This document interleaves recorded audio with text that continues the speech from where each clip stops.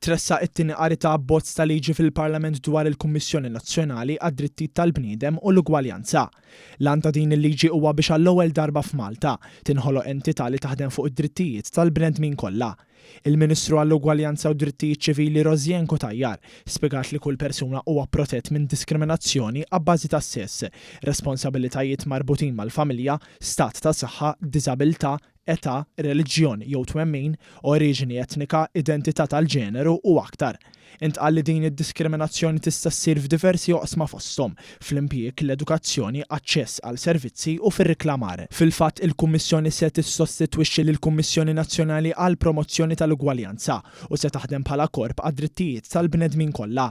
Din il-Kummissjoni se tkun magħmula minn kummissarju u 9 membri li huma maħtura għal 5 snin. Il-Kummissarju jista' jinvestiga ilmenti ta' persuni li jemmnu li sfaw vittmi ta' ksur ta' drittijiet tal-bniedem jew diskriminazzjoni. Ġie spjegat ukoll li kull persuna li temmen li sfad vittma trid tressaq l-ilment stess u tkun assistita minn persuna ta' fiduċja tagħha.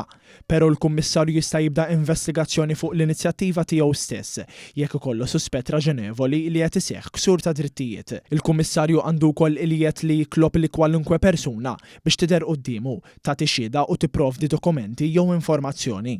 Jekk persuna tonqos milli tagħmel dan, tista' multa sa' 1000 euro jew priġunerija sa' 3 xhur. Fil-Parlament il-Ministru qalet li din l-entità hija biss għall-bidu għall-iktar miżuri favur l-ugwaljanza. Dal-abbozz ta' liġi mhux biss ħajkun jgħid iservi ta' għodda b'saħħitha ċ-ċittadini tagħna, ma ħajkun ukoll vuċi għal min sissa ma kellux. Ħankunu qegħdin nofrulhom lin-nies tarka b'saħħitha biex kulħadd ikun jista' jiddefendi d-dinjità tiegħu.